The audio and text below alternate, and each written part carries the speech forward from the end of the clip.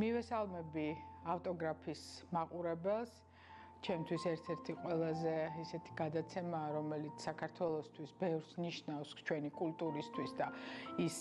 პლატფორმაა, რომელზედაც ყოველთვის საქართველოს კულტურის ხმა ისმის და მადლობას მოგახსენებთ ჩვენი საქმიანობის გაშუქებისთვის. წელს მთელი წლის განმავლობაში ყველა საერთაშორისო პლატფორმაზე იყო საქართველოს წარმოდგენილი და მე ვფიქრობ, ეს არის სწორი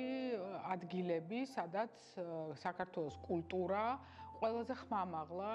და პირდაპირ გულამდე მიდის მთელ მსოფლიოსთან, იმიტომ რომ იქნება ეს ლონდონის წიგნის ბაზრობა, პარიზის წიგნის ბაზრობა, ტოკიოში სხვადასხვა ფესტივალი, სინგაპური, ჩინეთი, რეწვის ფესტივალი,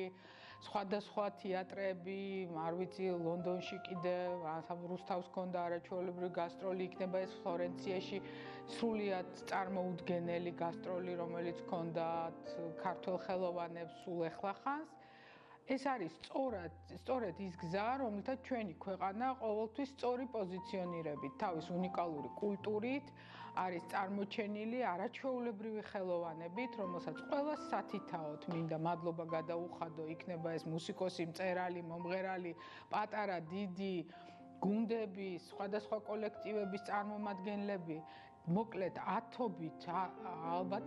უფრო სწორი ვიქნები თუ ვიტყვი, რომ ათასობით ქართველმა ხელოვანმა წელს კიდევ ერთხელ გვაამაყა იმით, რომ ჩვენ ქვეყანას აქვს უნიკალური კულტურა, რომელიც მთელ მსოფლიოში ყველაზე მართლაც რო ხმამაღლა უნდა ჟღერდეს და ის კულტურა, რომელიც კულტურის დიპლომატიის სახით პირდაპირ ჭრის გზას ამ სამყაროს ადამიანების სადმი. ამდენად მადლობას გიხდით კიდევ ერთხელ საქართველოს კულტურის სამინისტროს, ჩვენი ხელოვანების სახელით, იმისთვის რომ როგორც მედია საშუალება აშუქებთ ამას ყველაფერს და ჩვენი ხელოვანების წარმოჩინება ჩამოგაქვთ უკან საქართველოში და აგებინებთ ჩვენ საზოგადოებას თუ როგორ მნიშვნელოვანია ამ საქმის კეთება მთელ მსოფლიოში.